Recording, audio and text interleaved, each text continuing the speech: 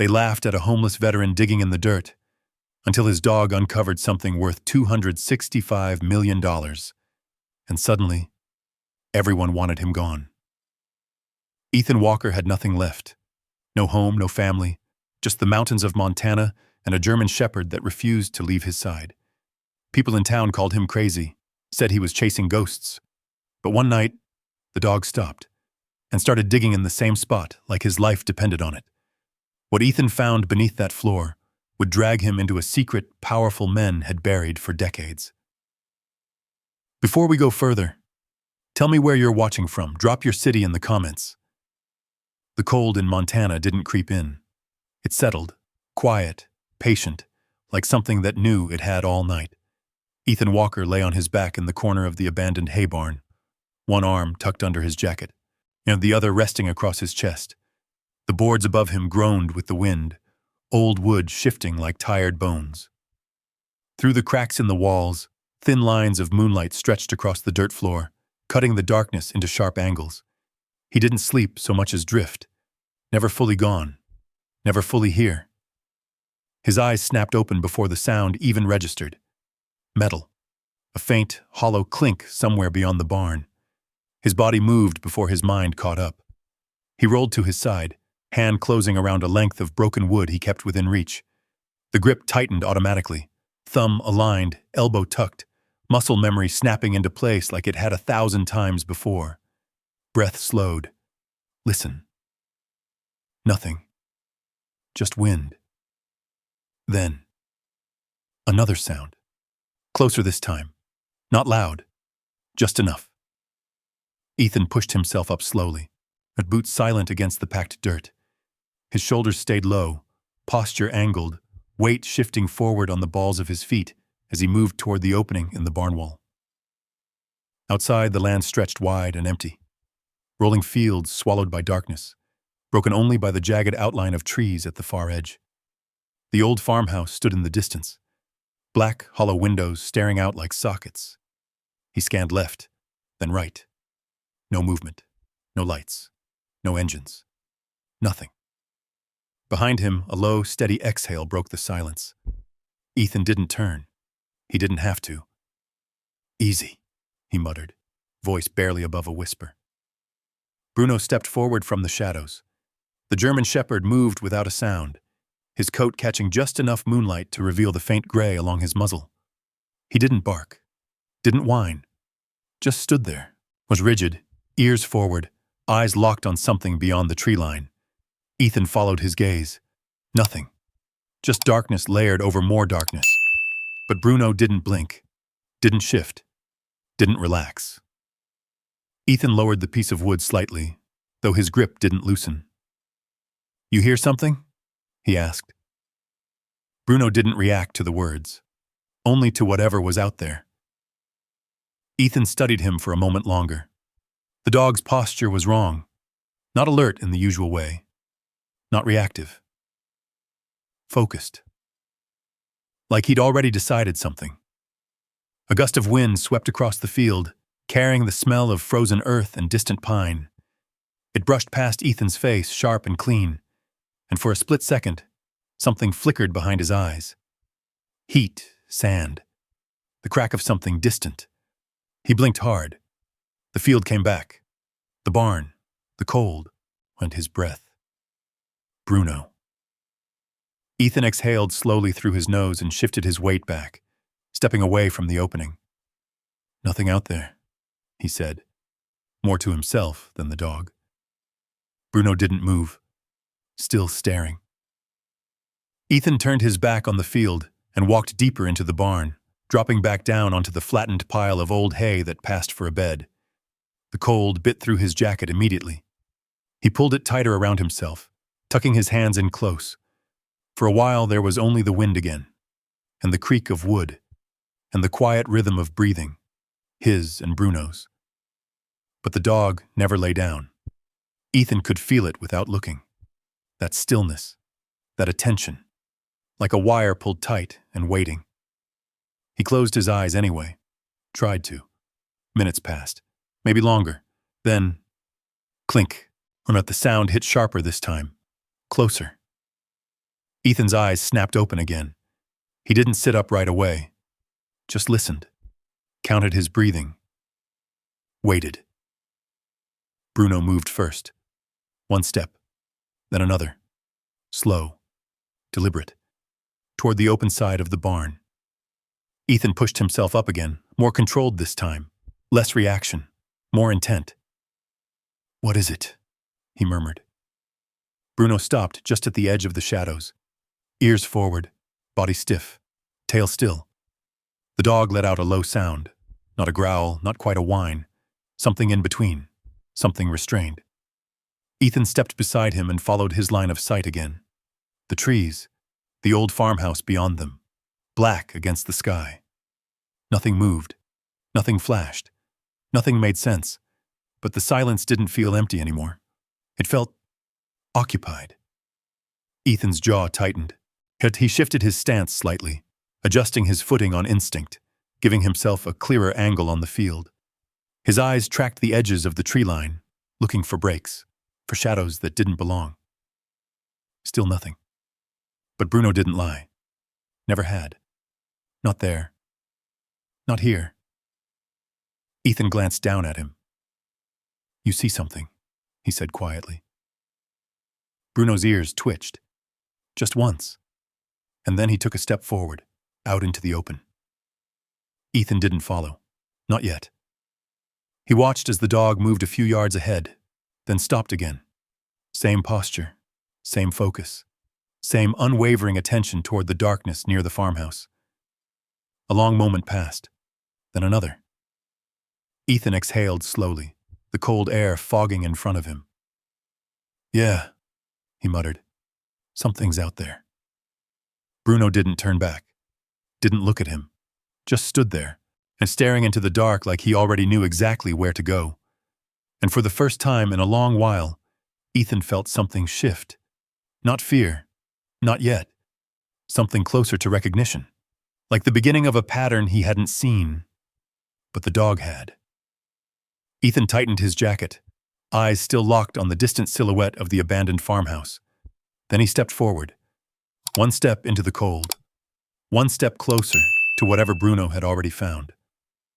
The wind carried another faint sound across the field. Metal. Soft. Precise and waiting. Ethan didn't say anything this time.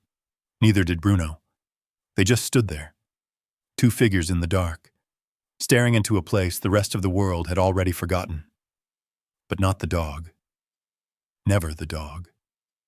Bruno didn't move for a long time. The wind pushed through the open field and brushing past his coat, but he stood like something carved into the night. Fixed, unmoving, locked onto that same point beyond the trees. Ethan stayed a few steps behind him, watching, waiting, counting. 1, 2, 3. Nothing. No footsteps. No voices. No light flickering through the farmhouse windows. Just that same hollow quiet. But it wasn't empty anymore.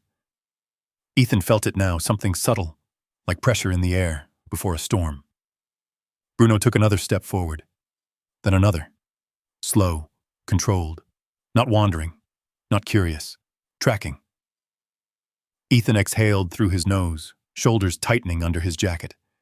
That word settled in his mind without permission. Tracking. He'd seen that posture before. Not in Montana. Not in a quiet field behind a broken barn. Somewhere hotter, louder, dust in the air, boots sinking into sand. And he blinked once hard. The field came back. "Bruno," he said low. The dog didn't look back, didn't even flick an ear. Ethan stepped forward now, boots crunching softly over the frozen ground. He didn't rush, didn't call out again. Just closed the distance. When he reached Bruno's side, the dog finally shifted, just enough to angle his body slightly, still facing forward, but aware now that Ethan was there. "Show me," Ethan muttered. Bruno moved, straight toward the farmhouse. Morning came slow. A pale gray light crept over the hills, thinning the darkness just enough to reveal how far they'd walked. Ethan stood at the edge of the tree line now, the old farmhouse looming ahead, closer than it had any right to be. The place looked worse in daylight. Boards nailed across some of the windows, others left open, with glass long gone. The roof sagged slightly toward one side, like the whole structure had been leaning for years and just never finished falling. The land around it was uneven, dead grass tangled with patches of bare earth. No clear path, no sign of recent traffic. Except Ethan crouched down. His fingers brushed over the ground. A faint indentation. Tire tracks. Old, but not that old. Not 30 years old. He straightened slowly. Bruno circled once near the front of the house and then moved toward the side, nose low, sniffing, stopping, adjusting direction. Not random. Never random. Ethan watched him work. "You've been here before," he said under his breath. Bruno didn't respond, just kept moving. Ethan followed, keeping a few steps back this time, giving the dog space, letting him lead. Yeah, they reached a patch of disturbed earth near the side of the house. Bruno stopped, lowered his head, and started digging, fast. Not frantic, precise. Each paw stroke deliberate, focused on one exact point. Dirt kicked back behind him in short bursts. His breathing stayed steady, controlled, even as the ground gave way beneath his claws. Ethan stepped closer, watching. "Hey," he said quietly. "Easy." Bruno didn't slow down, didn't even acknowledge him. Ethan crouched beside him and brushed away some of the loose dirt. His fingers hit something solid. Not rock, not wood. Metal. He cleared a little more. A flat surface. Rusted. Cold. A plate. Ethan paused. His hand hovered just above it. Bruno stopped digging and stepped back half a pace, eyes fixed on the spot. Waiting. Ethan glanced at him, then back at the metal. Yet he knocked on it once with his knuckles. A hollow sound echoed beneath. Not deep, but not shallow either. He frowned, knocked again. Same sound. Ethan leaned back on his heels, scanning the ground around them. No obvious seams, no hinges, just dirt and dead grass and that one buried piece of metal. "Why here?" he murmured. Bruno shifted his weight slightly, stepping closer again, nose almost touching the exposed edge. A low sound slipped from his throat. Not warning, not fear. Insistence. Ethan wiped his hands on his jeans and stood. The farmhouse loomed beside them. Windows like empty eyes. Watching. He looked back at the barn in the distance, then back at the metal plate, then at Bruno. "You're not going to let this go, are you?" Bruno held his gaze for a second. Just one. Then looked back at the ground. Ethan let out a slow breath. "Yeah," he said quietly. "Didn't think so." By midday, the town had already started moving. Ethan kept his head down as he walked past the gas station, Bruno at his side. People noticed. They always did. Not because he did anything loud or obvious, but because he didn't. Didn't talk. Didn't linger. Didn't belong. "Hey, Walker," a voice called from the porch of the general store. Ethan didn't stop. Didn't turn. "Still camping out in that old barn?" The voice continued, followed by a short laugh. Another voice joined in. "He's got that mutt for company. Guess that's all he needs." Ethan kept walking. Boots steady, pace unchanged. Bruno didn't react either. Didn't look. Didn't break stride. They moved past the store, past the parked trucks, but past the cluster of men who watched them go with that same familiar expression, half amusement, half dismissal. Ethan didn't hear the rest. Or maybe he did. It just didn't stick. His mind was somewhere else. Back at the farmhouse. Back at the metal plate. Back at the way Bruno had looked at it. They returned as the sun dipped low again. The light stretched long across the field, turning everything gold for a moment before the cold started to creep back in. Ethan carried a small pry bar he'd taken from behind the barn. Nothing fancy, but solid. Bruno went straight to the spot, No hesitation, no searching, just straight to it. Ethan crouched beside him again, clearing away what little dirt had settled back over the plate. He wedged the pry bar under the edge, paused, listened. Nothing. No movement. No sound. While he pushed down, the metal shifted slightly with a dull scrape. Ethan froze, waited. Still nothing. He adjusted his grip and pushed harder. The edge lifted just enough to slip his fingers underneath. He pulled. The plate came free with a slow, grinding sound, revealing darkness beneath. Not shallow, not natural. A space. Ethan leaned forward slightly, peering into it. Cold air rose up from below. Still. Stale. Bruno stepped closer, nose twitching, then stopped just at the edge. Didn't go down. Didn't back away. Just watched. Ethan sat back again, staring at the opening. A hole in the ground. Too clean, too deliberate, too hidden. He didn't say anything for a long time. Didn't move. Just listened to the quiet, to the wind, to the absence of everything else. Then, finally, he spoke. "All right," he said, while voice low. "We're not leaving this." Bruno's ears flicked once. That was all, but it was enough. Ethan looked down into the darkness again. Something about it pulled at him. Not curiosity, not exactly. Recognition. The kind that didn't come from understanding. The kind that came from experience. From knowing what it meant when something was buried this carefully. He stood slowly, backing away from the opening. "We do this right," he muttered. "Slow." Bruno stayed where he was, still watching the hole, still waiting. Like he already knew. This wasn't the end of anything. This was just the first layer. Ethan didn't sleep that night. He stayed in the barn, back against the wall, eyes open long after the moon had shifted across the sky.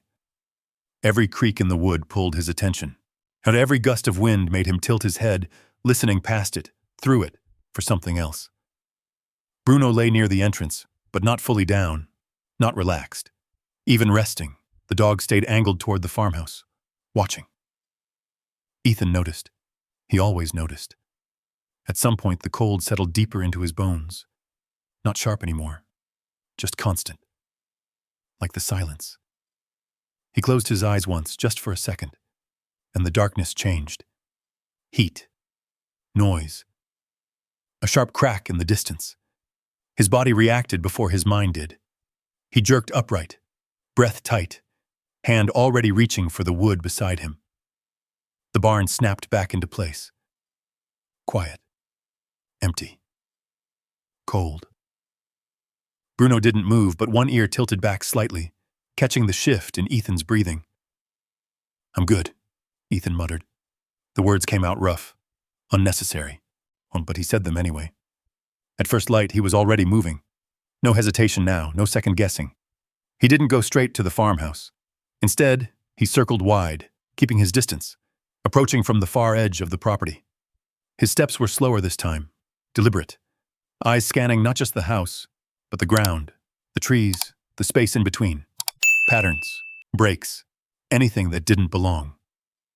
Bruno stayed just ahead of him, but closer than before, not pulling, not leading fully, matching pace, working with him. They moved along the outer edge of the land. The place felt different in daylight, less haunted, more wrong. Ethan stopped near a cluster of old fence posts half buried in the dirt. He crouched again, brushing away frost with his fingers. The wood was splintered, gray with age. But the wire, what was left of it, wasn't completely rusted through. Not as old as it should have been. He stood slowly, eyes narrowing. 30 years, he murmured. That's what Hank had said. 30 years since anyone touched this place. But wood rotted. Metal didn't lie. Ethan turned his head slightly, scanning the tree line. No fresh cuts, no clear paths. But something about the spacing felt intentional. Bruno stopped ahead. Ethan looked up. The dog was standing near what used to be a driveway. Barely visible now, just two faint tracks where grass didn't grow quite the same. Ethan stepped closer. His boots followed the lines. One step, then another. The ground dipped slightly where tires had once pressed into it. He followed it with his eyes. The tracks curved toward the side of the farmhouse, faded, but not gone. Ethan exhaled slowly. "Someone's been here," he said. Bruno glanced back at him this time. Just a flick, enough to confirm. They reached the side of the house again. The hole in the ground sat where they'd left it, metal plate leaning against the dirt beside it, the dark opening below still untouched. Ethan didn't go near it right away. He moved past it, toward the structure. The farmhouse door hung slightly off its hinges, but it wasn't broken, not forced, just aged. He stopped a few feet from it, listened. Nothing inside. No movement, no shifting boards. Just the hollow quiet of an empty space. Ethan reached out and pushed the door. It opened with a slow, dry groan. He didn't step in. Not yet. He leaned slightly to the side, peering through the gap. Dust. Faded furniture. Light, cutting through broken slats. Oh, stillness. He pushed the door wider, waited, counted, then stepped inside. Bruno moved in first, low, controlled, head level with his shoulders, scanning. Ethan followed. The air inside was colder. Still. It carried a smell, old wood, dust, something faint underneath it. Not decay, not quite, just closed. The floor creaked under Ethan's weight, but the sound didn't echo the way he expected. Too contained, like the space was absorbing it. He paused in the entryway, eyes adjusting, then moved left, clearing the first room. Empty. A broken table. 2 chairs. Nothing else. He shifted to the next doorway. Bruno was already there, waiting. Ethan gave a small nod. Moved in. Same story.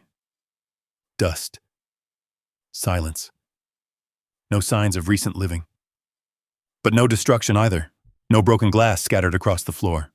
No graffiti, and no animals nesting in corners. Too clean. Ethan slowed his pace. His breathing evened out. His steps became quieter. Measured. Every movement intentional.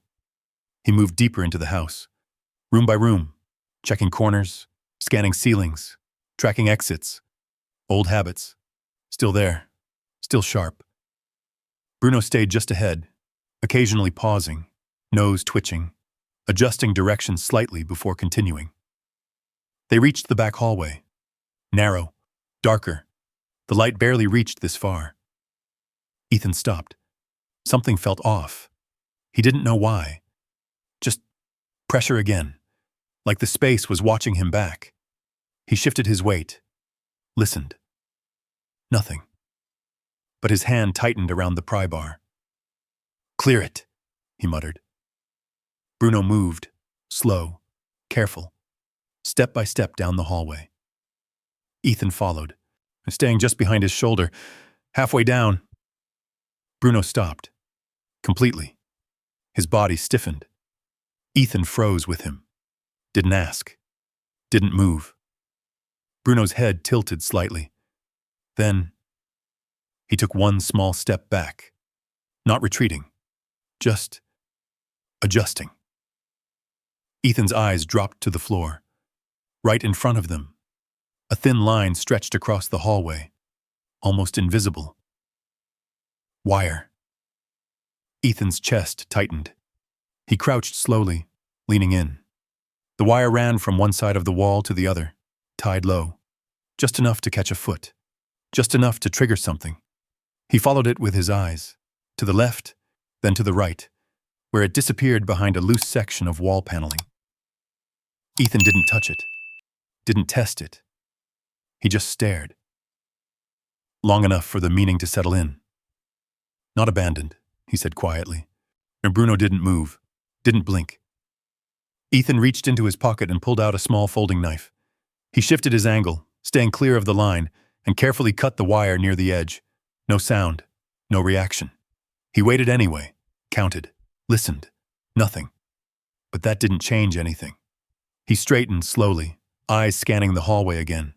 This place wasn't forgotten. It was quiet on purpose. Left alone on purpose. Protected. Ethan looked down at Bruno. The dog met his gaze this time. Steady. Certain. Ethan nodded once. "Yeah," he said. "We're not the first ones back." Bruno turned his head slightly, looking deeper into the house. Then, slowly, he moved forward again. And this time, Ethan followed without hesitation.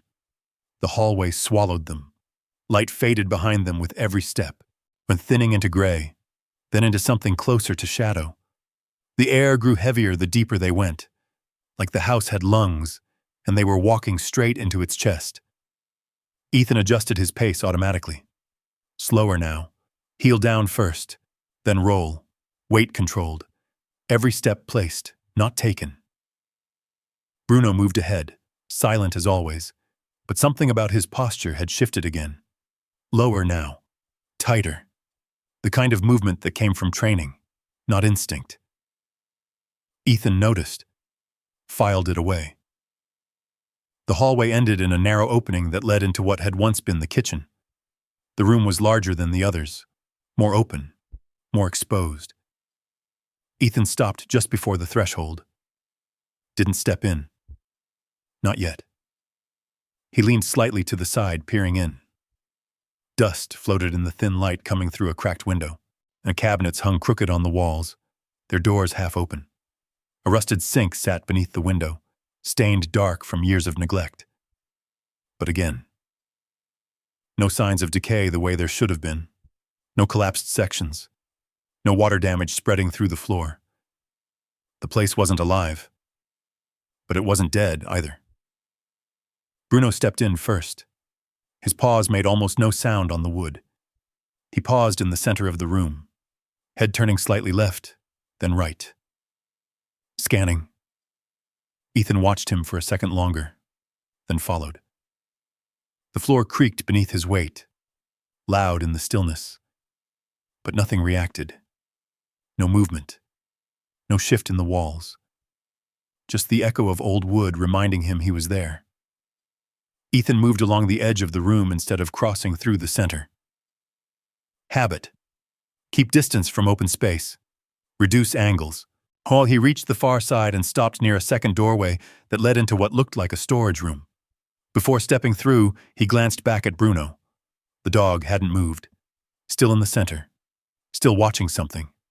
But not the doorway. Not the walls. The floor. Ethan's eyes dropped. Nothing obvious. Just wood. Old boards worn smooth by time. He stepped closer. "Bruno," he said quietly. The dog shifted his weight once, then lowered his head, and tapped the floor lightly with one paw. Once. Twice. Ethan crouched. His fingers brushed against the wood. Cold. Dry. He pressed down slightly. Solid. He moved his hand a few inches to the right. Pressed again. A faint give. Barely noticeable. But there. Ethan stilled. His breath slowed. He knocked lightly with his knuckles. A dull sound. Then again, shone a few inches over, hollow. He sat back slightly on his heels, eyes narrowing. "Yeah," he muttered. Bruno stepped back just enough to give him space. Watching. Waiting. Ethan pulled the pry bar from his belt, held it loosely for a second, listening. Nothing. No shift in the house, no response. He slid the tip of the bar into the seam between two boards, paused, then applied pressure. The wood resisted at first, then gave. A sharp crack split the silence. Ethan flinched, not visibly, but his shoulders tightened, breath cutting short for half a second. The sound echoed in his head. Not wood. Something else. Louder. Closer. He blinked hard. The kitchen snapped back into place. Dust. Silence. Cold. Bruno didn't react to the noise, just watched him. Ethan exhaled slowly through his nose. Reset. Focus. Gun. He pushed again. The board lifted higher this time, nails pulling free with a dry, splintering sound. Ethan worked it loose, then set it aside carefully. Underneath. Darkness. Not just a gap, a space, a drop. Ethan leaned forward slightly, angling his head to look inside. Concrete. A set of narrow steps leading down. Not old farm construction. Not improvised. Built. Deliberate. Bruno stepped closer again, nose hovering just above the opening. Then he stopped. Didn't go down. Didn't pull away. Just held position. Ethan studied him. "You're not going first," he said quietly. Bruno didn't argue. Didn't move. Ethan adjusted his grip on the pry bar, then reached into his pocket and pulled out a small flashlight. He clicked it on. The beam cut through the darkness below. Concrete walls, clean lines, no debris. What, no collapse. Whoever built this hadn't cut corners. Ethan angled the light down the steps. They disappeared into shadow after about 10 feet. No movement, no sound. Just still air rising from below. Cold, but different from outside. Stale, sealed. Ethan stood slowly. His eyes moved around the kitchen again. Everything above looked abandoned, forgotten.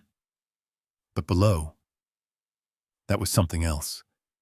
He stepped back from the opening, listened, counted. Nothing. He glanced at Bruno. The dog met his eyes again. Steady, ready. Ethan gave a small nod. "All right," he said, slow and quiet. He stepped toward the opening, lowered himself onto the first step, tested his weight. Solid. No shift. No sound, beyond the faint creak of his jacket. He moved down one step, then another, each movement controlled, measured. When his breathing stayed even, his grip steady, Bruno followed behind him now, not rushing, not pushing ahead, staying just close enough to react if needed. They reached the bottom. Ethan's boots touched concrete. The space opened up around them, larger than expected. The beam of the flashlight swept across the room. Bare walls. No furniture. Just a door. Heavy. Steel. Set into the far wall. Ethan stopped. Didn't move closer. Not yet. His eyes tracked the edges of the room. Corners, ceiling, floor, looking for wires, triggers. Anything out of place, nothing obvious, too clean. That bothered him more. Bruno moved slightly to the side, sniffed the air, then let out a low, controlled sound. Not alarm, not warning. Recognition. Ethan's jaw tightened. "Yeah," he said under his breath. "I see it." He stepped forward slowly, 1 foot at a time, closing the distance to the door. The steel surface was dull, worn, but intact. No rust eating through it. No damage. Maintained, or at least preserved. Ethan reached out. His hand hovered just above the handle. He paused, listened. Nothing. No breathing on the other side. No movement. Just silence. But not empty silence. The kind that felt like it was holding something back. Ethan's fingers closed around the handle. Cold metal pressed into his palm. He didn't pull. Not yet. Behind him, Bruno shifted slightly. Ready. Ethan took one slow breath, then another. Then he pulled. The door didn't open right away. It resisted. Then, with a low, heavy click, it gave. And the darkness beyond it felt different, deeper, waiting. Ethan didn't step through. Not yet. He just stood there, holding the door open, staring into whatever had been hidden down here for years. And for the first time since stepping into the farmhouse, he understood something clearly. This place hadn't been abandoned. It had been sealed. Ethan stood in the doorway for a long moment, not frozen, not afraid, just still. The flashlight beam stretched into the darkness beyond the steel door, catching dust that hadn't moved in years. It hung there, suspended, like the air itself had been told not to breathe. Bruno stepped forward first, not rushing, not hesitating. One careful step past Ethan's leg, then another. Ethan didn't stop him this time. He followed. The room beyond the door opened wider than the one behind it. Concrete walls again, but smoother here, cleaner, well, more finished. The kind of work you didn't do unless you planned for it to last. The beam of light swept across the space. Shelving units lined one wall. Metal. Empty. Another wall held cabinets. Closed, locked. And in the center, a reinforced table bolted into the floor. Ethan moved slowly along the edge of the room, eyes scanning, corners, ceiling. No vents, no obvious exits, no signs of forced entry, no dust disturbed near the walls. This place hadn't just been sealed, it had been protected from time. Bruno circled once, then stopped. Not at the table, not at the cabinets, near the far corner. Ethan watched him. The dog lowered his head, pressed his nose close to the floor, then tapped once, twice, same motion as upstairs. Ethan's chest tightened slightly. He walked over, crouched again, so the concrete felt solid under his hand, cold, smooth. He knocked once, a dull, heavy sound. He shifted a few inches, knocked again. Different, hollow, barely. But there. Ethan leaned back slightly, eyes narrowing. This whole place, he muttered. Bruno stepped back, giving him room again. Ethan set the flashlight on the table, angling the beam toward the floor. Then he ran his fingers along the surface, looking for seams, edges, anything. At first, nothing. Then, a faint line, so thin it almost disappeared unless the light hit it just right. Ethan traced it with his fingertip. A square, cut clean, precision work. His jaw tightened. Layer under layer, he whispered. Bruno didn't move, didn't look away. Ethan stood, grabbing the pry bar again. He positioned it along the edge of the seam, paused, listened. Still nothing. But something in his chest felt tighter now. Not fear, anticipation. The kind that came right before something broke open. He pushed down. The bar slipped slightly at first, then caught. Ethan adjusted his grip and applied more pressure.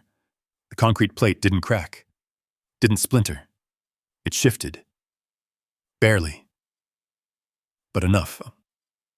A low, grinding sound vibrated through the room, deep, heavy. Ethan flinched again. Not outwardly, but his breath shortened. Just for a second. The sound echoed. Not here. Somewhere else. Louder. Closer. He blinked hard, forced the image away, focused. Bruno stayed steady, unmoved. Ethan pushed again. The plate lifted slightly, enough to slide his fingers underneath. He set the pry bar aside and gripped the edge. Pulled, slow, controlled. Yet the concrete piece rose with effort, revealing a darker void beneath. Colder air rushed up this time. Sharper, cleaner, not stale. Ethan froze halfway through the motion. His eyes narrowed. That didn't make sense. Air shouldn't move like that in a sealed space. He held still, listening. No wind, no draft. Just pressure shifting. Bruno stepped closer to the opening, then stopped abruptly. His ears snapped forward, body rigid. That low sound returned in his throat. Different now, tighter. Ethan set the concrete slab down gently beside the opening. He didn't lean in right away, didn't rush. He waited, counted his breathing, watched the air. Nothing visible. But the feeling didn't leave. This place breathes, he said quietly. Not as a metaphor, as a fact. Bruno didn't respond, but he didn't argue either. But Ethan reached for the flashlight again and angled it down into the opening. Another set of steps, narrower this time, steeper, leading deeper. But the light didn't reach the bottom. It swallowed the beam halfway down. Ethan's grip on the flashlight tightened slightly. He tilted his head, listening past the silence. Then, a faint sound. So faint it could have been nothing. A shift. A soft movement of air. Or something else. Ethan's body reacted instantly. He straightened, stepped back from the opening, raised the light, scanning the room again. Bruno moved in sync with him. Positioning. Ready. They held like that for several seconds. Then a minute. Nothing followed. No footsteps. No voices. No movement. Just that same quiet pressure. Ethan lowered the flashlight slightly, exhaled.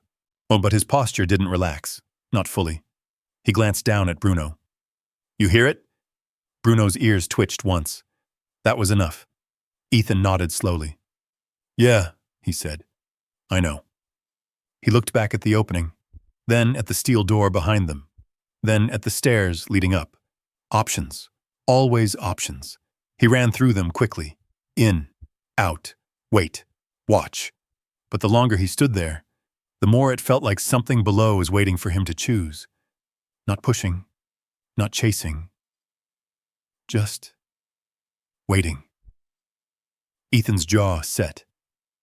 He adjusted his grip on the flashlight, then reached for the pry bar again.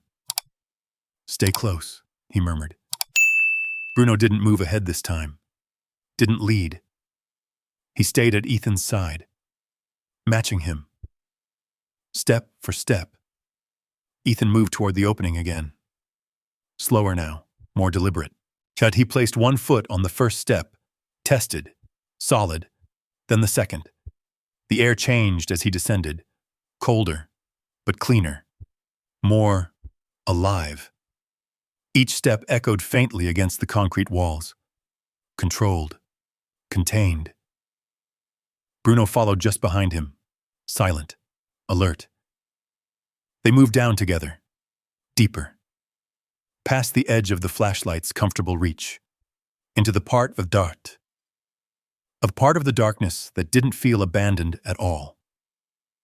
Ethan's breathing stayed even, his mind sharp, every sense tuned, every movement measured, and somewhere beneath that control, a single thought settled in, clear, unavoidable. Whatever had been hidden here was never meant to be forgotten, only buried deep enough that no one would ever find it, except a dog who never forgot. The stairs narrowed as they went down. Ethan kept one hand close to the wall, fingers brushing the concrete just enough to feel for changes, cracks, seams, anything out of place. His boots moved carefully, toe first, weight controlled, each step placed before it was committed. Bruno stayed just behind his left leg, not leading, not lagging, holding position. That alone told Ethan everything he needed to know. This wasn't a search anymore. This was entry. At the bottom, the space opened again, not like the room above, larger, deeper. The flashlight beam stretched out and kept going. Concrete gave way to reinforced walls, steel supports, clean lines that spoke of planning, money, and intent. Ethan stepped off the last stair, paused, listened. Nothing. No hum of machinery, no drip of water, no movement. But the air felt different here, conditioned, still, but not stale. Bruno moved forward slowly. His paws clicked softly against the floor, the sound tight, contained, swallowed quickly by the space. Ethan followed. The beam of light swept across the room and stopped. A vault. Not metaphor, not guesswork. A real one. Steel door. Open. Inside. Shelves. Boxes. Files. Ethan didn't move for a second. His breathing slowed. His grip tightened on the flashlight. This wasn't random. This wasn't hidden junk or forgotten storage. This was organized. Deliberate. Bruno stepped inside first. Nose low, then higher. Scanning. Ethan stepped in after him. The temperature dropped slightly. Cooler. Drier. preserved.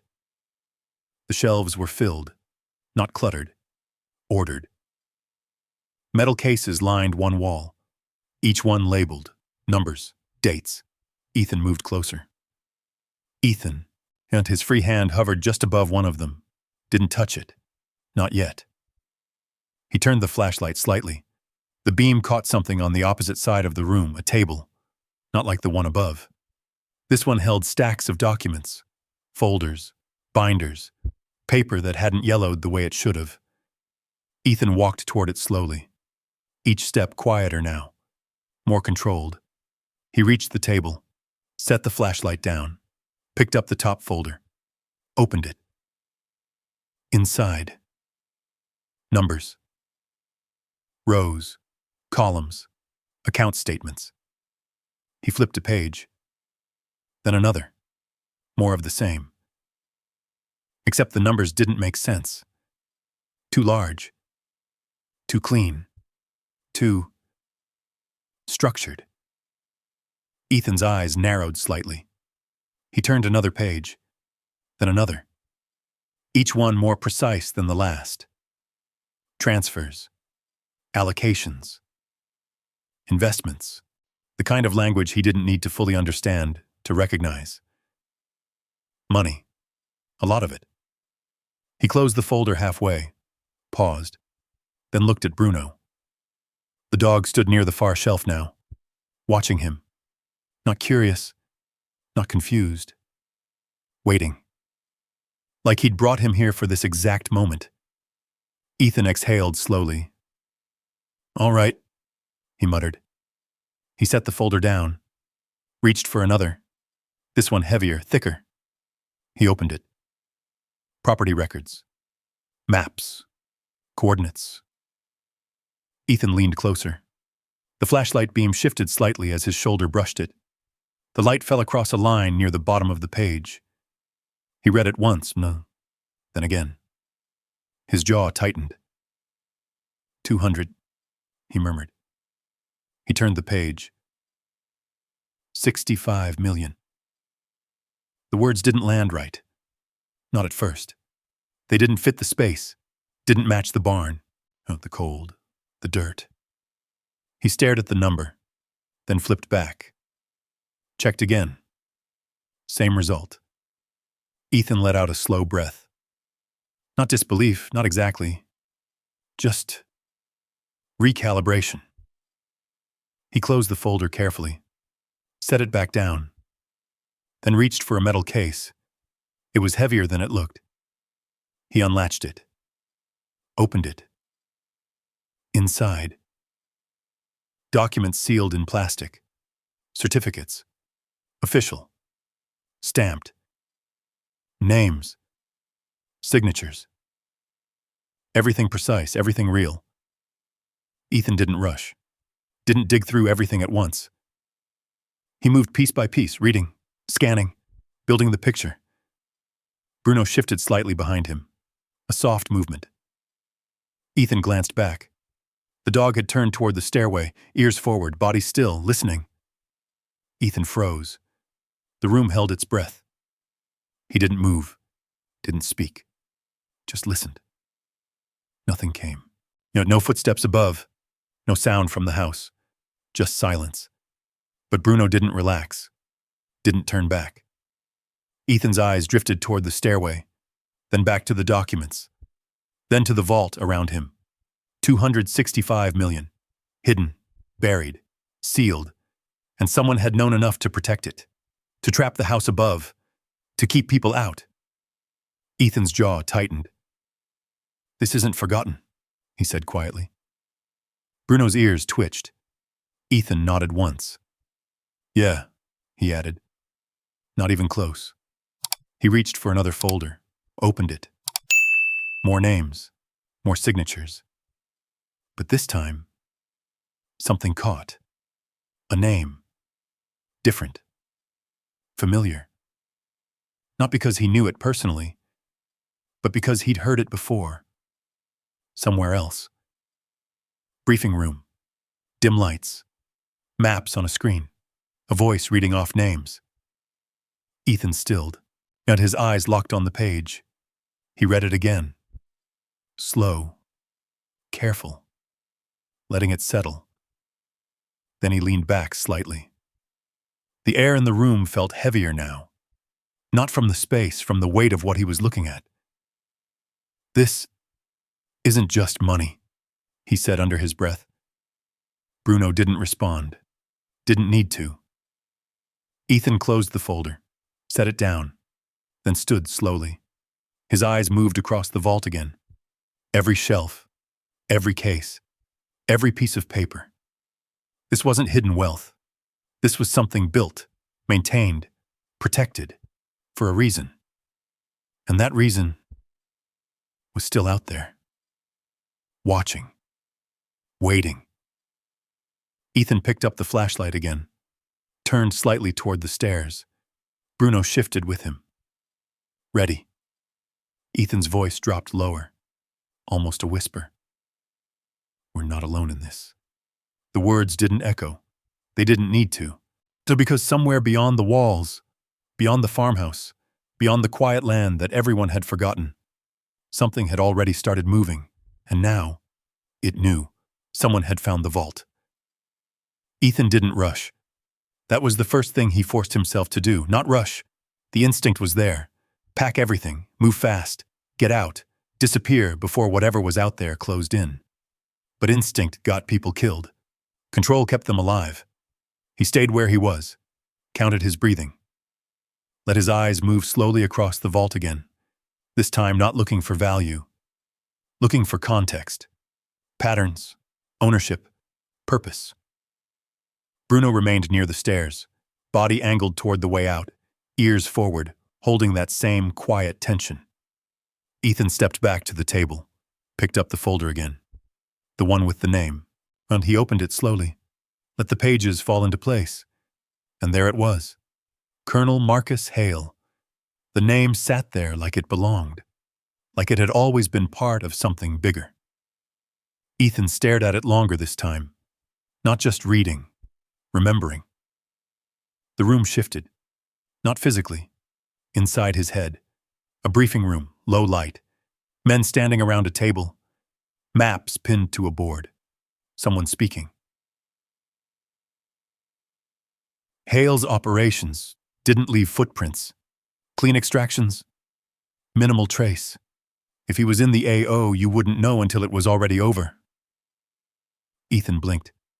The vault came back. Concrete walls, dustless air, the weight of the silence. He looked down at the page again. Same name, same spelling. Not coincidence. His jaw tightened slightly. Colonel? He murmured. Bruno's ear flicked behind him. Ethan flipped the page.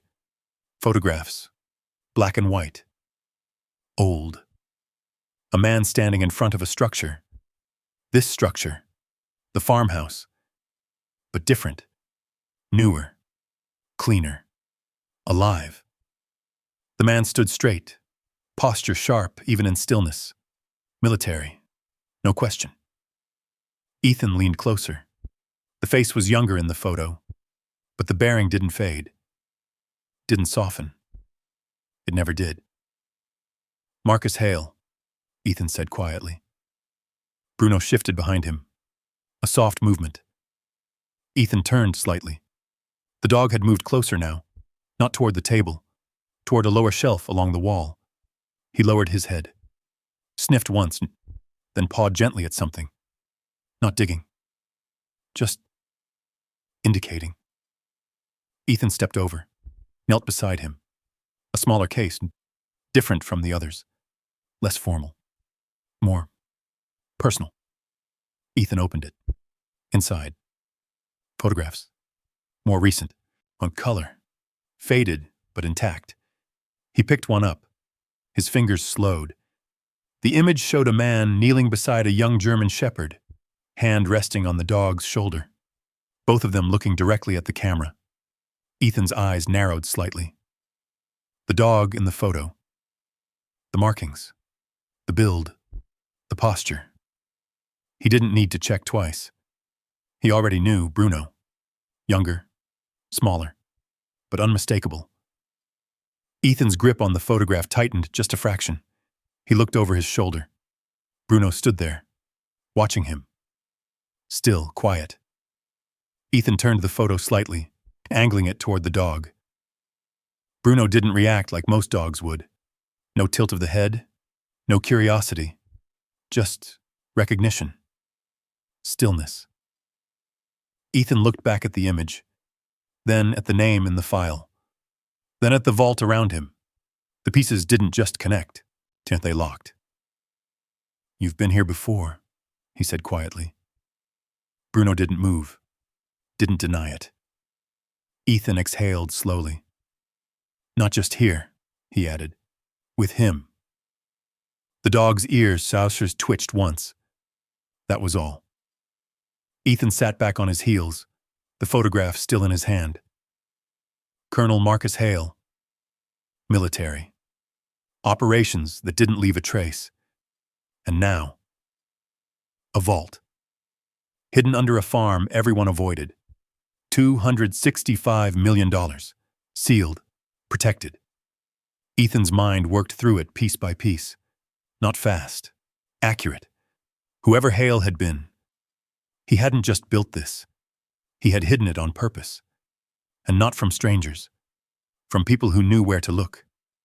Ethan placed the photograph back into the case, carefully, like it mattered. Then stood. His eyes moved across the vault again. But this time, he wasn't seeing shelves, or documents, or numbers. He was seeing intent. Every inch of this place had been designed, layered, protected, and now, exposed, because of one thing, one constant.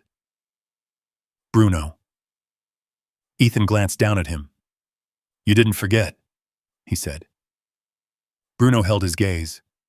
Steady. Ethan nodded once. "Yeah," he added quietly. "Figures." A faint sound echoed from above. Not loud, but wrong. Ethan's head snapped toward the stairs. Bruno was already moving, positioning himself between Ethan and the exit. Low, ready. Ethan killed the flashlight instinctively. Darkness swallowed the vault. Total. But his eyes adjusted fast. Years of it. Operating in less. Listening mattered more now. He didn't move. Didn't breathe deeper than necessary. Just listened. A shift. Above. Wood. Out a floorboard. Wait. Ethan's jaw tightened. Someone was in the house. Bruno let out a low, controlled growl. Not loud, but enough. Ethan reached down, resting his hand lightly against the dog's shoulder. Grounding, not calming, aligning. "We're not alone," he whispered. The words barely left his mouth, but they didn't need to, because the moment they settled, another sound came from above. Closer, more certain, and this time, it didn't sound like the house. It sounded like footsteps.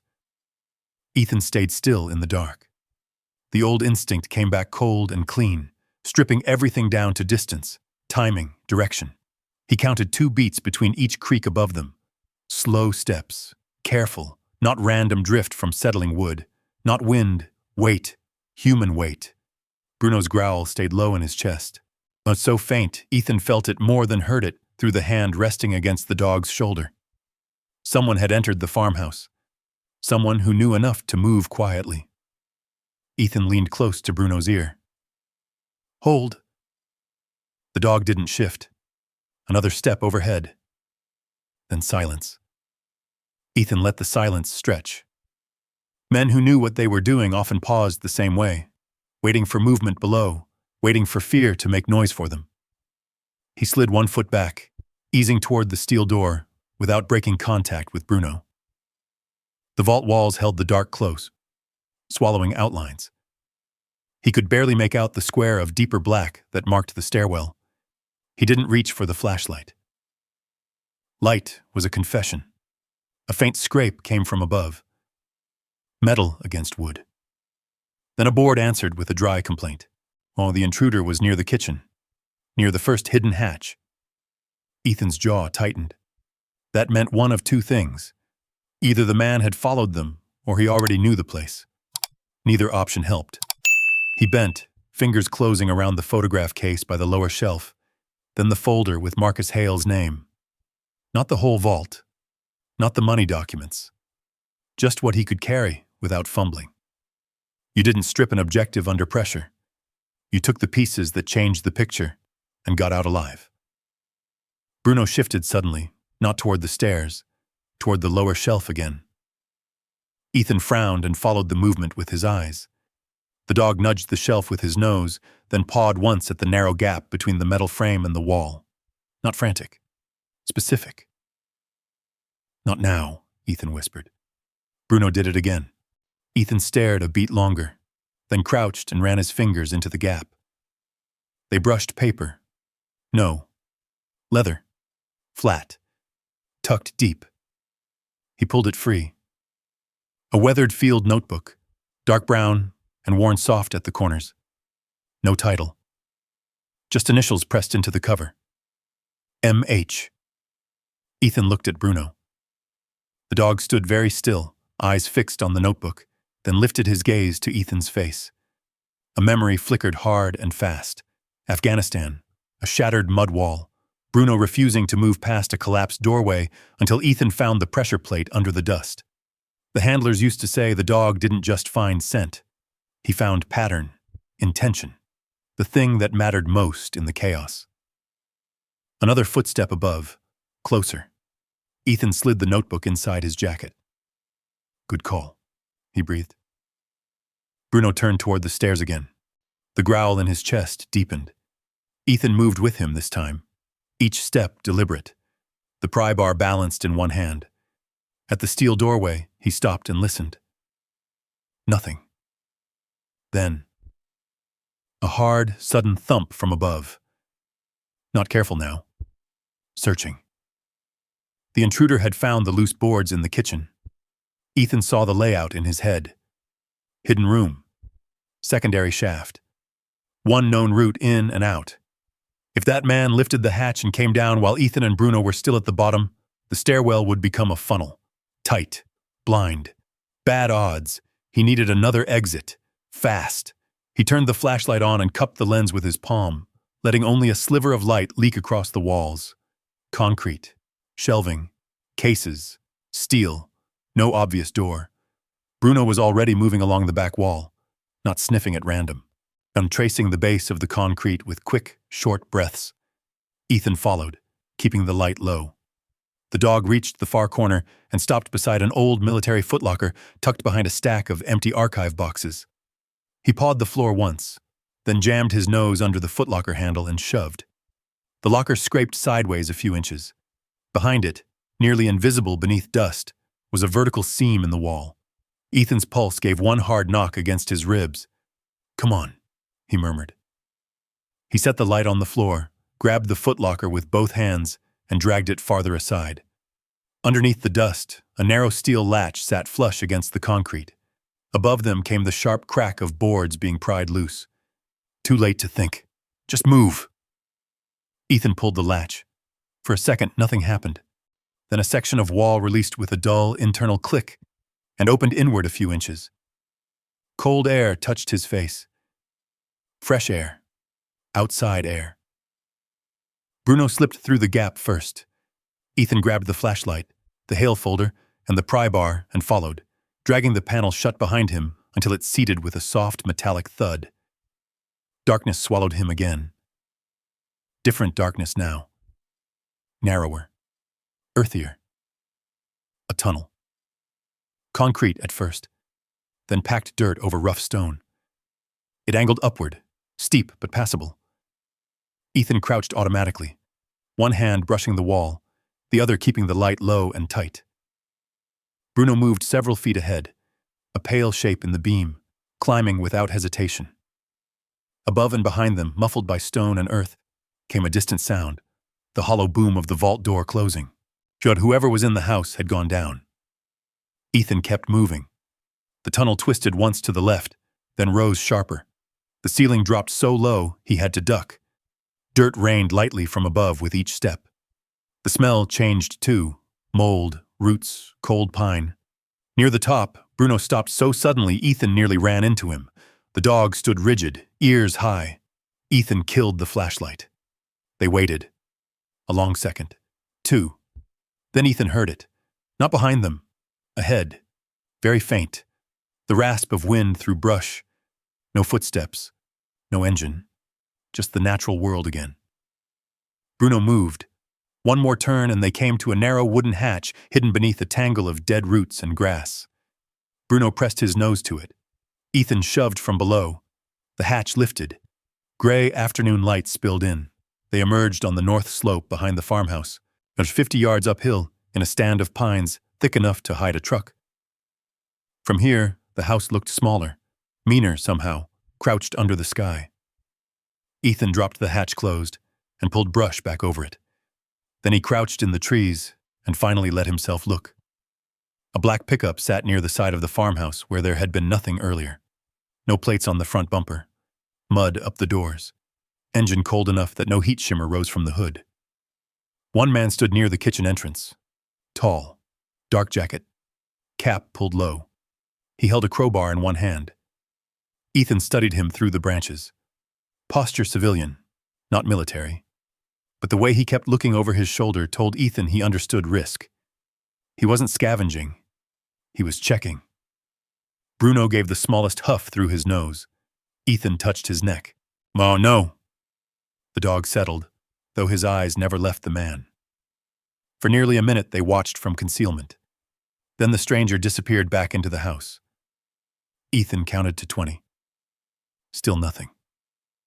No second man. No movement at the truck. He should have left then. Taken the notebook and the file and gotten clear. That would have been the smart move. But Bruno turned his head and looked at him in a way Ethan couldn't explain. Not anxious. Not pleading. Intent. Then the dog lowered himself to the pine needles and set one paw over Ethan's boot, as if pinning him there for a second. Ethan frowned. What? Bruno's gaze shifted to the photograph folder tucked beneath Ethan's arm, then back toward the house, then to Ethan again. And in that small sequence, those 3 movements, something slid into place. The photo, with Marcus Hale, Bruno as a young dog, the hidden notebook, the second escape route the dog had known without smelling for. Ethan looked at Bruno for a long moment. "You didn't just come back here," he said quietly. The dog's ears twitched. "You were brought here." Bruno held his gaze. No wag. No movement. Just that same stillness. Ethan's throat tightened for reasons he didn't examine too closely. In the army, men like to say dogs lived in the moment. No regrets, no ghosts, no past. But Bruno had led him across a dead field in the dark, through a trapped house, down into a hidden vault, and straight to a notebook tucked where only memory could have found it. This wasn't luck. This wasn't animal curiosity. This was a route. A mission line burned into the dog so deeply he had carried it through years, through transfers, through war, through whatever had happened after Marcus Hale vanished. Bruno wasn't just protecting Ethan. He was finishing something. Ethan reached out and put both hands on the shepherd's head, fingers buried in the thick fur around his ears. "All right," he whispered. The words came rough.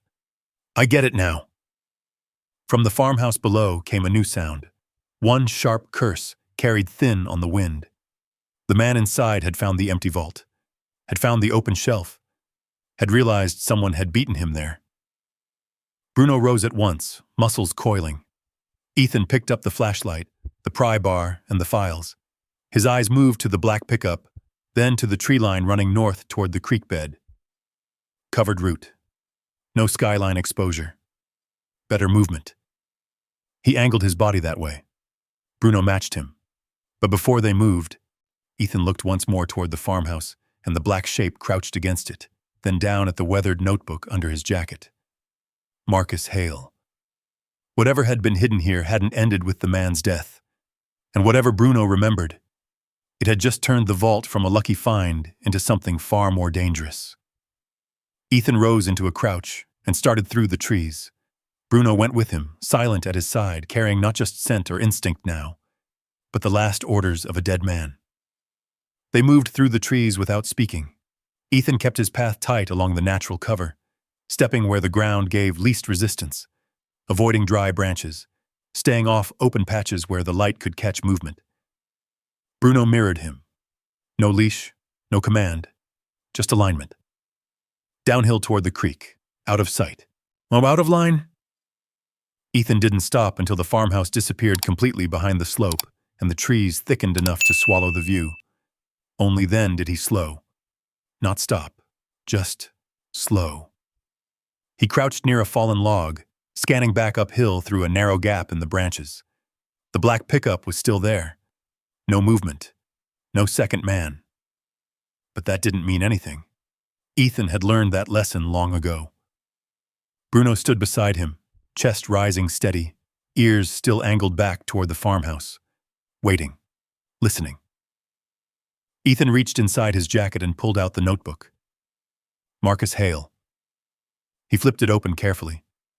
The pages were worn but intact, filled with tight handwriting, notations, coordinates, references. Some entries were simple. Dates, locations, supply counts. Others, less obvious. Short lines, plus abbreviations. Transfer complete. Site secured.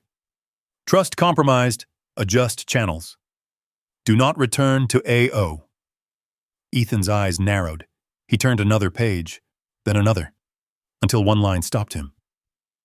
Asset remains viable. Secondary route maintained. Dog retains memory. Ethan's grip tightened slightly. He read it again, then looked down at Bruno. The dog met his eyes. Still. Ethan exhaled slowly. You weren't just part of it, he said quietly. You were part of the plan. Bruno didn't react. Didn't need to. Ethan closed the notebook and slid it back into his jacket.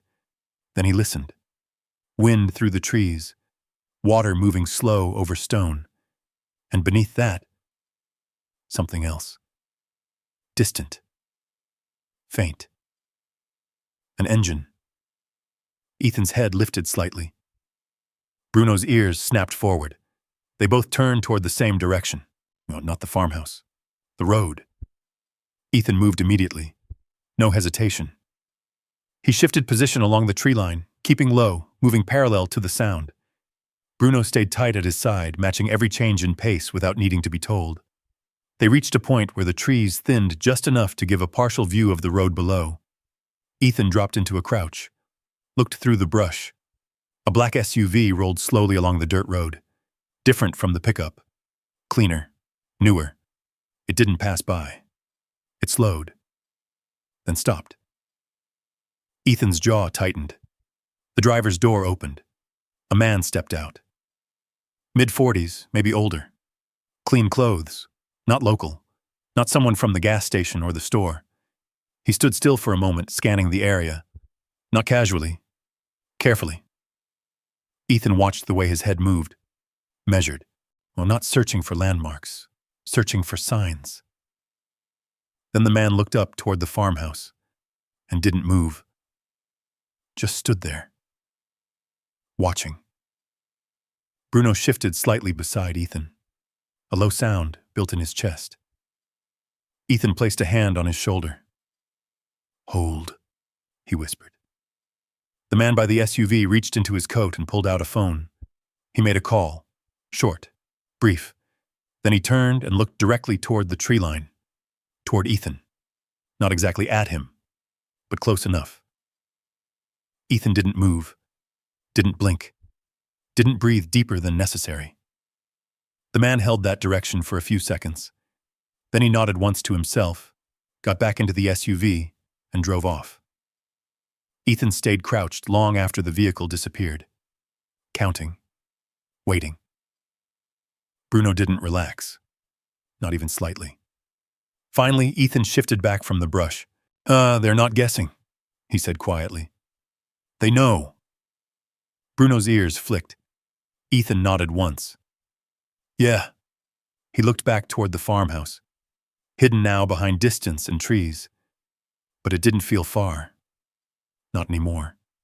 It felt exposed. Ethan stood slowly, adjusted his jacket. "We don't go back tonight," he said. Bruno looked up at him. Ethan held his gaze. "They'll be watching it." A pause, then, "We move." The sun dipped low as they reached the edge of town. Ethan didn't go through the main road, didn't pass the store, didn't give anyone a reason to notice. He circled wide, cutting behind buildings, staying out of open sight lines, using shadows where he could. Bruno stayed close, quieter now, but not relaxed. Ethan reached the barn just as the last light faded from the sky. He stepped inside, closed the broken door behind him as much as it would go, then stood still, listening. Nothing followed them. No engines, no footsteps, no voices. But the quiet felt thinner now, less safe.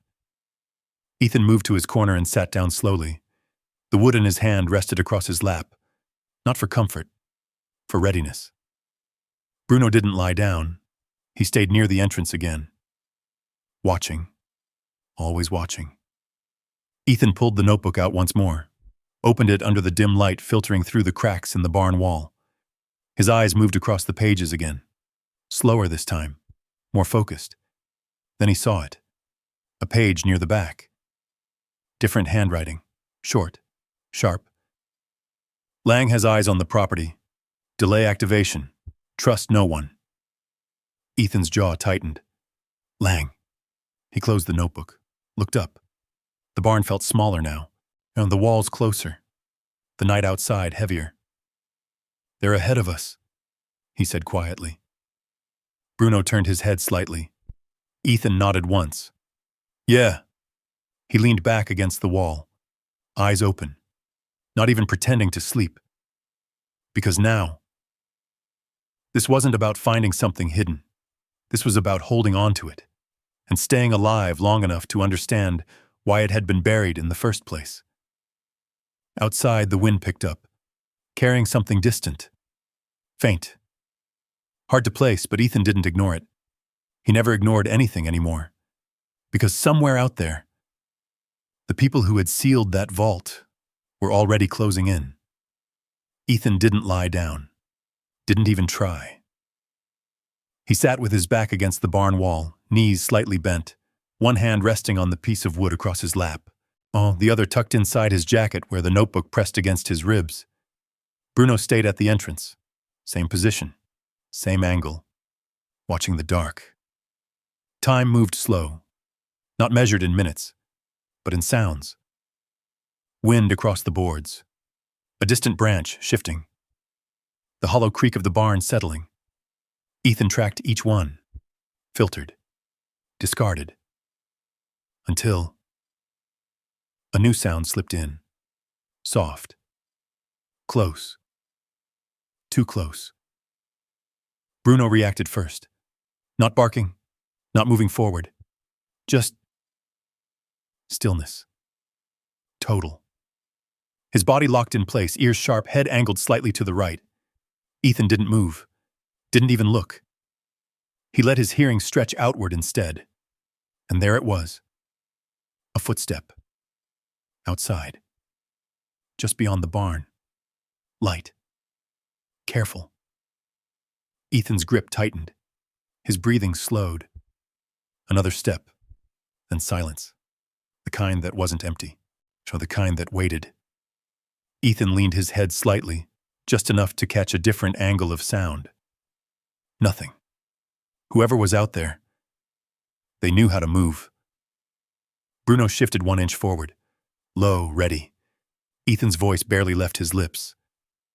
"Hold!" The dog froze again. Then, a shadow crossed the gap in the barn wall. Fast. Gone. Ethan moved, not toward it, away from it. 2 steps back, angle change, better line, better cover. He didn't chase, didn't react. Because this wasn't a fight yet. This was pressure, testing, seeing how he moved, seeing if he'd panic. He didn't. Minutes passed. Nothing came. No second step, no voice, no attempt to enter. Just the wind again. But it didn't matter. The message had already been delivered. Ethan exhaled slowly. "They're close," he said. Bruno didn't look back. I didn't need to. Ethan nodded once. Too close. By first light, Ethan was already moving. No hesitation now. No circling. No watching from a distance. The line had been crossed. They knew. And that changed everything. He packed light. Just what mattered. The notebook. A few documents from the vault. The pry bar. Nothing else. No weight he couldn't carry fast. Bruno stayed tight at his side. No wandering now. No pulling toward the farmhouse. That part was done. Now. They moved. The town felt different in the morning. Not louder, not busier. Just aware. Ethan kept his head down as he walked past the edge of the main road. Didn't stop, didn't slow. But he saw it. A black SUV parked near the gas station. Same one. Clean. Out of place. The man from yesterday stood near it, talking to someone else. Another man. Older. Sharper. Ethan didn't look twice. Didn't need to. He already knew. Bruno's ears flicked once. That was enough. Ethan kept walking. Didn't turn. Didn't react. But his path changed. Subtle. Just enough. Not toward the barn. Not toward the farmhouse. Somewhere else. An hour later, they reached the edge of a small property outside town. A single-story house.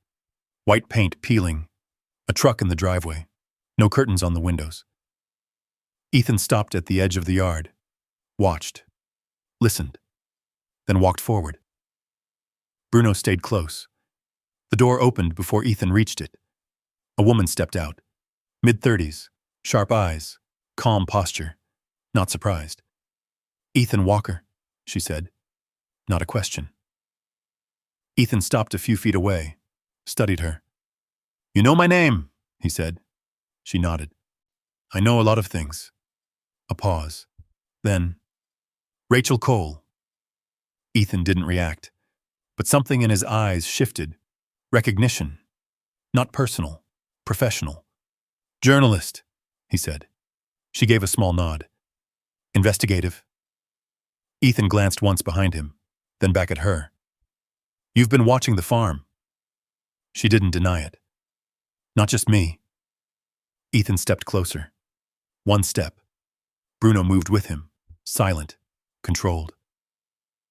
"You know what's under it," Ethan said. Rachel held his gaze. "I know something is," she replied. "Didn't know what." A beat. Then, "Until now." Ethan studied her for a long second, looking for cracks, for hesitation, for anything that didn't line up. He didn't find it. Not yet. "They're moving on it," he said. Rachel nodded. "I know." "You know who?" A pause. Then she said it. Then she said, Victor Lang." Ethan's jaw tightened. The name matched the notebook, matched the warning. Rachel continued. "He's been buying land quietly for years. Properties no one wants. Places like that farm." Ethan didn't speak, just listened. "He doesn't miss details," she added. "He doesn't move unless he knows what he's after." Ethan exhaled slowly. "Then he knows now." Rachel nodded once. "Yes." A long silence followed. Wind moved through the yard. Bruno shifted slightly, watching her, watching everything. Rachel glanced down at the dog. "He's the reason you found it, isn't he?" Ethan didn't answer. Didn't need to. She looked back up. "Then you already know what that means." Ethan held her gaze. "Say it." Rachel didn't hesitate. "It means whatever was hidden down there." She paused. "It's never meant to stay hidden forever." Ethan's eyes narrowed slightly. "And now?" Rachel stepped aside, opening the door behind her. "Now," she said quietly, "you decide if you're going to run from it, a beat, or bring it into the light." Ethan stood there, still. Bruno looked up at him, waiting, not pulling, not pushing, just ready. Ethan looked past Rachel, into the house, then back at the road, then down at Bruno. His hand rested briefly on the dog's head. Grounding. Not comfort. Alignment. Then he looked at Rachel again. His voice was low, steady. No more running. Rachel stepped back fully. The door opened now. Ethan moved forward, Bruno at his side.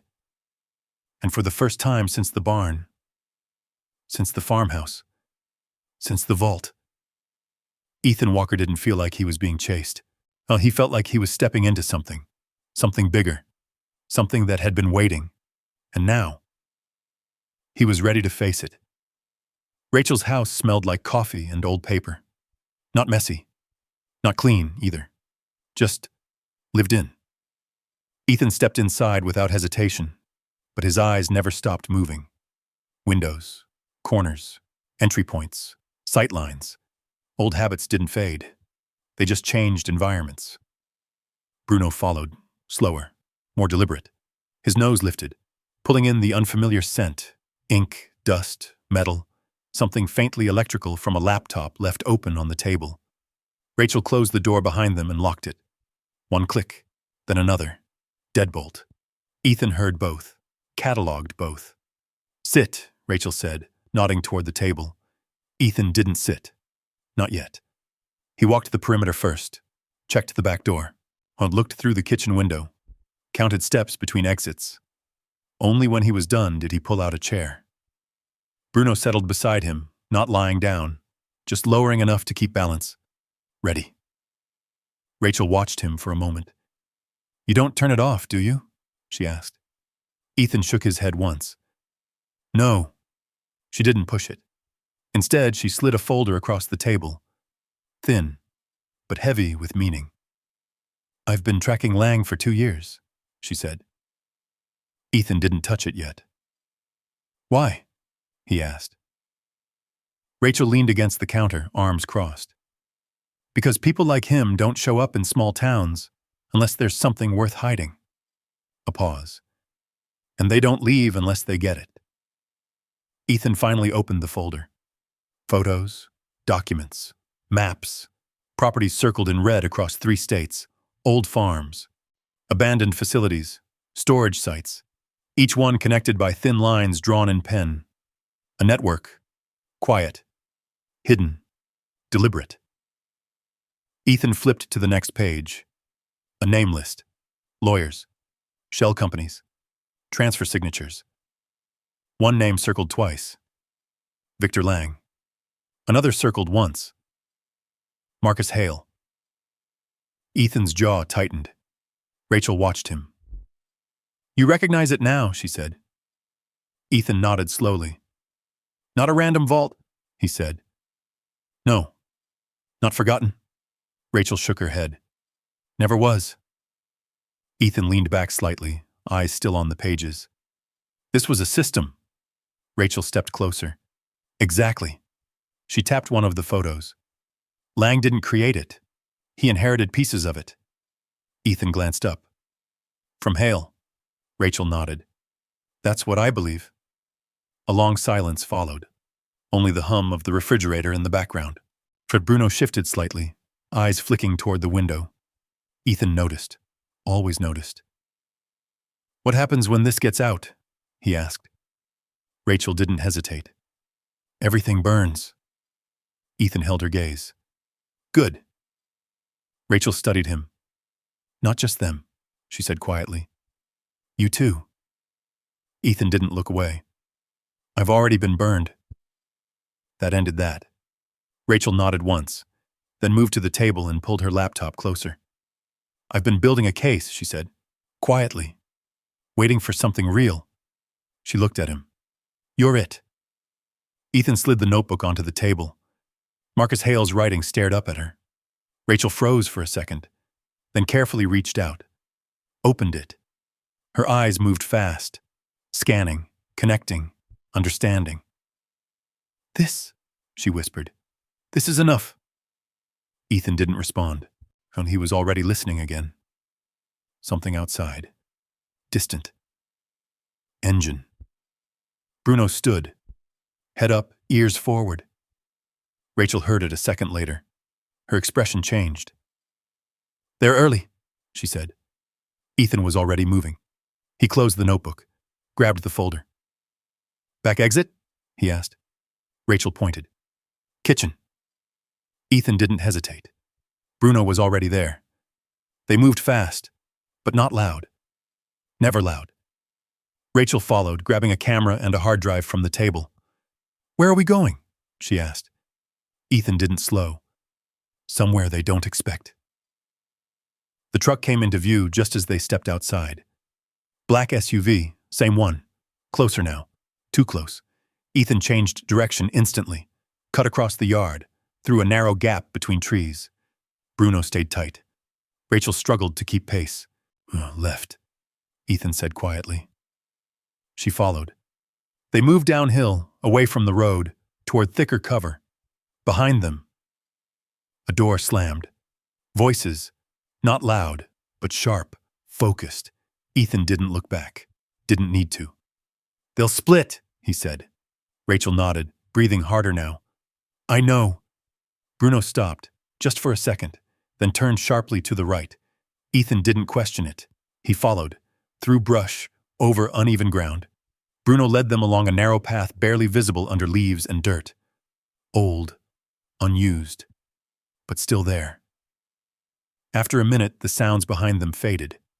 Not gone, but distant. Ethan slowed, raised a hand. "Stop." They paused, listening. Nothing close. Not yet. Rachel bent slightly, catching her breath. "You trust him like that?" she asked quietly. Ethan looked at Bruno, then back at her. "I trust him more than anything else out here."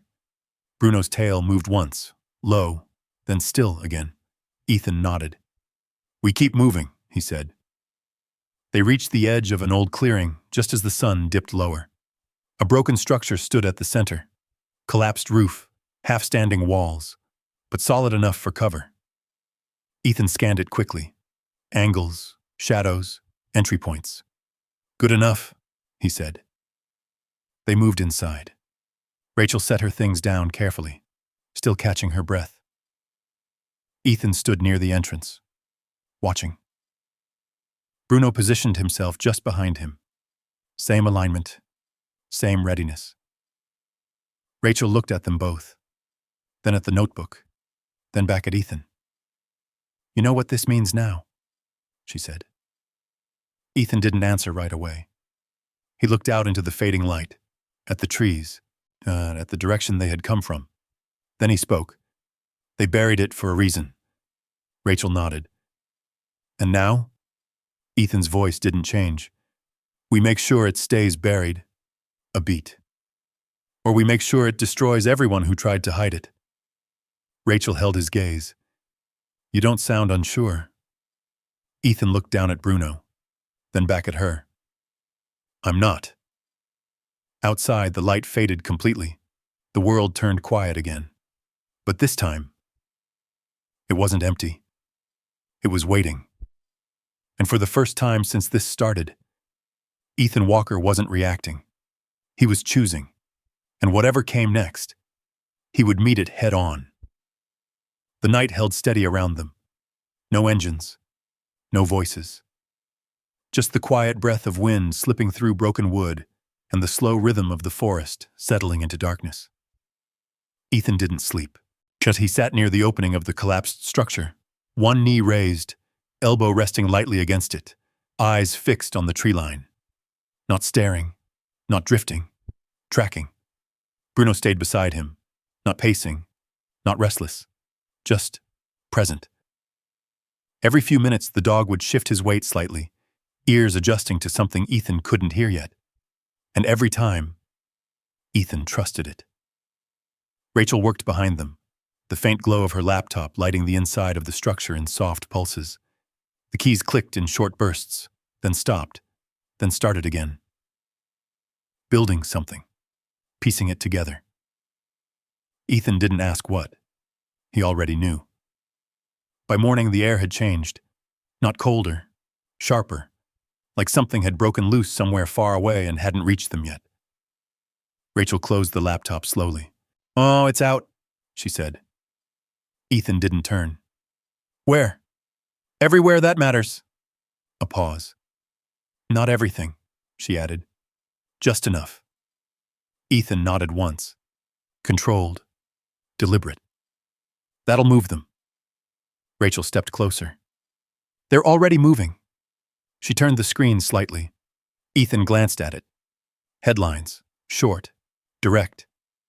Hidden asset network tied to former military holdings. Private trust system under investigation. Financial irregularities linked to regional land acquisitions. No names yet. No accusations. But enough, more than enough. Ethan exhaled slowly. "Good." Bruno stood. Not because of the words, because of something else. Ethan felt it a second later. That shift. That tightening in the air. He rose smoothly. No rush. No panic. Just readiness. "They're coming," he said. But Rachel closed the laptop immediately. No questions. No hesitation. She packed it into her bag, slung it over her shoulder. "What's the move?" she asked. Ethan looked out toward the trees, then back at her. "We don't run." Rachel held his gaze. "Then what?" Ethan's voice didn't change. "We finish it." They didn't go back to the barn. Didn't circle the town. Ethan led them straight toward the farm. Not fast, not slow, deliberate. Each step placed with purpose. Bruno moved ahead now. Not scouting, guiding. As if something inside him had already decided the path. The trees thinned, the land opened, and Blackridge Farm came into view again. But it wasn't empty. 2 vehicles, parked near the house, doors open, no one visible. Ethan stopped at the edge of the tree line. Studied the angles. The gaps. The blind spots. Then he moved. Low, controlled. Bruno ahead, Rachel behind. They circled wide, approached from the rear. Same entry point, same broken line in the structure. But this time, no hesitation. Inside, the house felt different. Not disturbed, not broken, but occupied. Recently. Ethan moved through it the way he always did. Room by room, clear. Pause, listen, move. Bruno stayed tight. Until he stopped. At the kitchen. Same spot. Same place where it had started. The floor. Ethan stepped beside him, looked down, then knelt, pressed his hand lightly against the wood. Still solid, still sealed. But that wasn't what Bruno was reacting to. Ethan tilted his head, listened. There. Faint. Below, movement. Ethan's eyes narrowed. "They're already in." Rachel's voice dropped. Voice. "Oh, how?" Ethan didn't answer. He was already moving, pry bar in hand. He worked the same seam, faster this time, more force. The wood gave, not loud, but enough. The opening revealed the dark below. Same stairs, same drop, but now, not empty. Light flickered from beneath. Voices. Muted. Ethan glanced at Bruno. The dog didn't wait. He moved first. Down the stairs. Silent. Ethan followed. Rachel closed behind. The vault was no longer still. Flashlights cut across the space. Shadows moved along the walls. 3 men. Searching. Opening drawers. Pulling files. Working fast. Not careful. Ethan stepped off the last stair. Didn't hide. Didn't rush. Just stood there. Visible. The first man turned. Saw him. Froze. The others followed. Silence dropped hard into the room. Then one of them spoke. "Oh, you shouldn't be here." Ethan didn't respond. He stepped forward once. Bruno moved beside him. Low, steady. The man shifted his weight. Not aggressive. Not calm either. "Walk away," he said. Ethan's eyes didn't leave him. "This isn't yours." A beat. Then, "It never was." The man's expression tightened. You don't understand what you're standing in. Ethan's voice stayed even. I do. A long pause stretched between them. Rachel moved slightly behind Ethan, her hand gripping the strap of her bag. Bruno's ears angled forward. Every muscle in his body coiled, but held. Waiting. The man exhaled. Slow. Then gave a small nod. To no one. Or maybe to everything. You just made this harder than it needed to be. Ethan didn't move. Good. Another silence, then a sound above. Distant. Faint. Sirens. Far away. But coming. Rachel's voice, low behind him. They're on their way. The man's eyes flicked upward, then back to Ethan. Something changed in his face, not fear, not anger, recognition. You brought it out, he said. Ethan nodded once. Yeah. The man let out a slow breath, then stepped back. Not surrender, not retreat, just done. The others followed, one by one. They moved past Ethan. No sudden moves, no words, just exit. And then they were gone. The vault fell silent again. But it wasn't the same silence. It wasn't hidden anymore. Ethan stood still for a moment, then looked down at Bruno. The dog had relaxed, just slightly, tail low, breathing steady. Ethan reached down, ran a hand across his neck. You did it, he said quietly. Bruno leaned into the touch, just once, then stepped back. Then, the farm didn't look abandoned anymore. The roof had been repaired, the fields cleared, the house restored. Not perfect, but alive again. Ethan stood on the porch, not watching for threats, just watching. The wind moved through the grass, soft, steady. Bruno lay near the steps, older now, slower, but still alert, always alert. Ethan didn't flinch at the sound of the wind hitting the door, didn't reach for anything, didn't turn. He just stood there, present. Rachel pulled up in her truck, stepped out, walked up beside him. It's done, she said. Ethan nodded. I know. She glanced at Bruno. He's still working, she said. Ethan looked down. The dog's eyes opened briefly, then closed again. Yeah, Ethan said. He always will. Rachel leaned against the railing. What about you? Ethan didn't answer right away. He looked out over the land, the house, the place that had almost swallowed everything. Then he spoke. I think I'm done running. Rachel smiled slightly. That's a start. A long silence settled between them. Not heavy, not empty, just quiet. Ethan stepped down from the porch, sat beside Bruno, rested his arm lightly across the dog's back. No tension, no readiness, just presence. And for the first time, the war inside him didn't echo back. The house didn't feel like a threat. The land didn't feel like something waiting to break. It felt still. Ethan looked out toward the horizon, then down at Bruno, and in a voice so quiet it barely carried. He thought he survived the war, a pause, his hand resting steady on the dog's side. But it was the dog who brought him home. And maybe that's the part that stays with you. Not the money, not the secret, not even the fight, but the loyalty. So let me ask you something. If you made it all the way to the end, just type 1 in the comments. And if you believe a dog can change a man's life, type dog. I read every single one.